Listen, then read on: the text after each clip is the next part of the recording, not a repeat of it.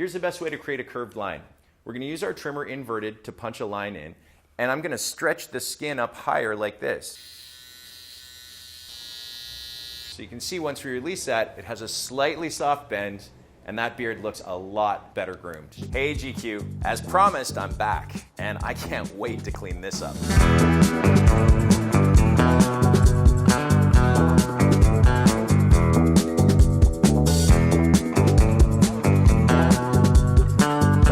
Recap.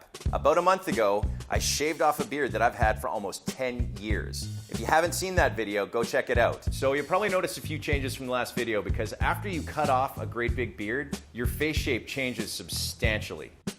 What we're gonna do now is we're gonna grow our beard back, and I've been doing this just without touching it at all. I haven't shaved, I haven't shaped, I haven't done anything. I've just let it grow for 4 weeks. Now, normally I wouldn't recommend people doing that. Sometime around the 2-week mark is probably when you want to start creating a little bit of a shape. But I wanted to leave it so that I could show you guys the dramatic impact that it makes. Some of the things you're going to experience in the first 4 weeks: itchiness, disheveledness. You're probably going to want to try to use beard oil. Don't. You're probably going to outline it too quick. And you're probably going to start taking clippers and guards to it. Don't do any of those things.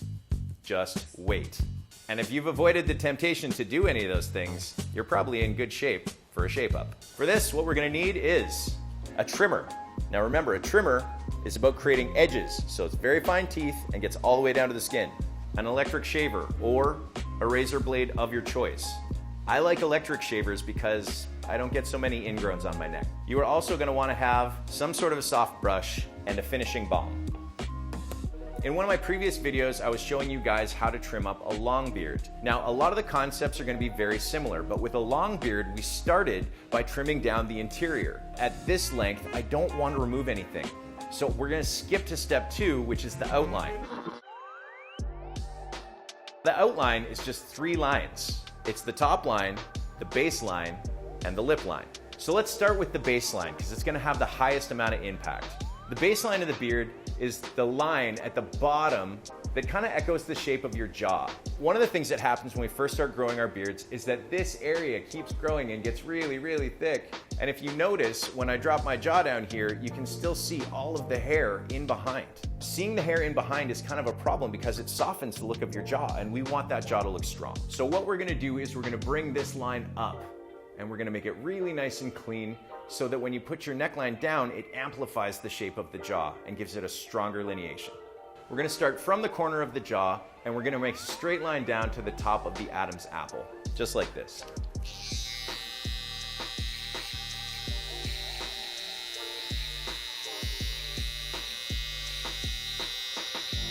You can see we've got that nice strong line down now. We want to make sure we don't take that line up too high to the corner, this little corner of the jawline, because what happens is when you turn your head, that line lifts up and it sneaks up over top of your jaw, and that's what we call a chin strap. It's not that flattering. Now this hair down here has a tendency to grow upwards. To make sure that we don't just scrape this off using our trimmer, I'm going to turn it to the softer position here, and I'm going to work upwards into the line we created to remove all that nasty neck fluff. And I'm just going to take my soft brush, and I'm going to remove any shrapnel, making sure I get everything that's attached. And right back here especially. All right, now you can already see a difference from side to side. Now, let's get the other side to make sure we get that nice and even. So I'm going to tilt my chin back, go from the corner of my jaw. Now you'll notice on that side, I started a little lower and work my way higher. And the reason why I do that is because I want to make sure it's balanced on both sides. So on the second side, I usually start a little lower, I check to make sure it's balanced, and then I move it up as I need to.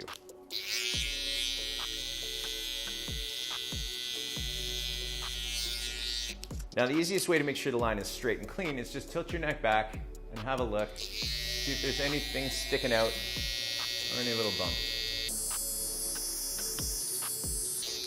Now that line should descend slightly, so it's going to start up high and drop to a little bit lower, just like your jaw does. What our goal for this line is, as we grow our beard out, is to be able to bring this lower and lower and lower to match the front length of our beard. The big key here is that you don't want to see any hair growing on the neck behind the jawline. because once we remove that, it creates a stronger, more amplified jaw. The next line we need to work on is our top line. A lot of guys don't pay attention to this, but the top line is how we're gonna edge out where the beard interacts with the face. You have two options for this line. You can either make something that is really straight and linear, or you can make something that is slightly curved. And that really depends on your face shape. When you have a narrow face shape, you wanna work with something that is a little bit more of a curved line. If you have a fuller face shape, you wanna try and keep that square because it gives a slightly leaner appearance. I think I'm gonna go with a curved line. Here's the best way to create a curved line. We're gonna use our trimmer inverted to punch a line in, and I'm gonna stretch the skin up higher like this. By stretching that skin and putting a straight line in, when I relax that skin, it's gonna have a slight bend to it.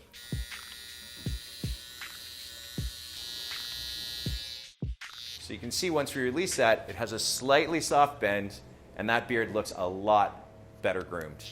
Now I'm gonna remove the hair on top of my cheeks with my trimmer, and I'm gonna repeat this on the opposite side.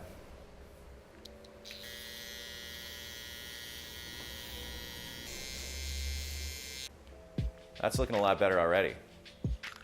Now what we need to do is keep these pesky little hairs out of my mouth. They're really short, and this is maybe something that you won't need to do for the first even 6 to 8 weeks. But eventually that mustache is gonna start to overtake those lips. For this part, I usually like to just take my trimmer and just clean my lip line to make sure that when I'm drinking coffee out of a mug, it doesn't go all down my white t-shirts.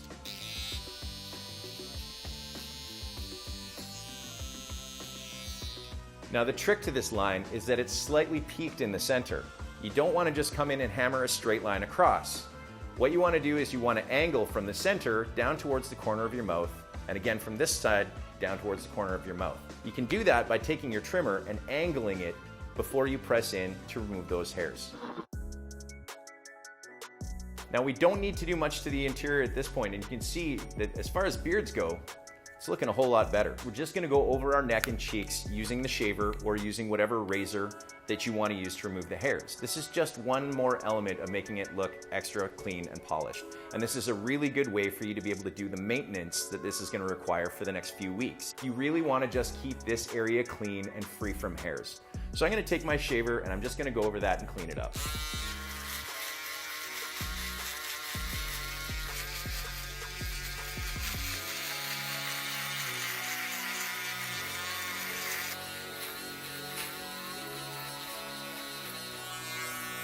And voila, you've crafted for yourself a fine looking beard.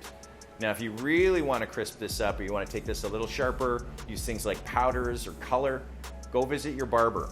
He's going to have great advice on how you're going to be able to make this look sharp on the long term. The last thing you want to do once you've shaved things down to the wood, especially if you've shaved with a straight razor or any kind of a safety razor, is you want to make sure your skincare is on point. For the next little while, you want to make sure that you're using a good moisturizing wash. And for those of you that shave and outline your beard every day, I really suggest using some sort of an aftershave balm. I don't love the idea of using liquid aftershaves when you have facial hair because it tends to dry them out and it actually makes things itchier. But what I like to do is I like to use some sort of a cream aftershave or a cream balm, which is more moisturizing and is better because it actually moisturizes the beard. Also at this point, I would really suggest staying away from beard oil. Beard oil is meant for longer, fuller beards. It's really about conditioning the hair with a little bit of moisture for the skin as well. The more oil you add to it at this point, the more you're gonna increase the likelihood of having oily skin or breakouts. So try and stay away from that. I suggest using some sort of a beard balm just to get rid of those little flyaway guys or the ones that are starting to stick out. So take a little bit of that just to finish. Try and stay away from oil-based ones. I like things that are a little bit more of a wax and a matte finish because I don't like it when my beard looks shiny. And I'm just gonna work that on just to take away any of the little flyaways or the guys that are sticking out and not looking too clean. If you're watching along and you're still not convinced and you don't see the value in growing a beard, let me be the first to tell you, a beard can change your life.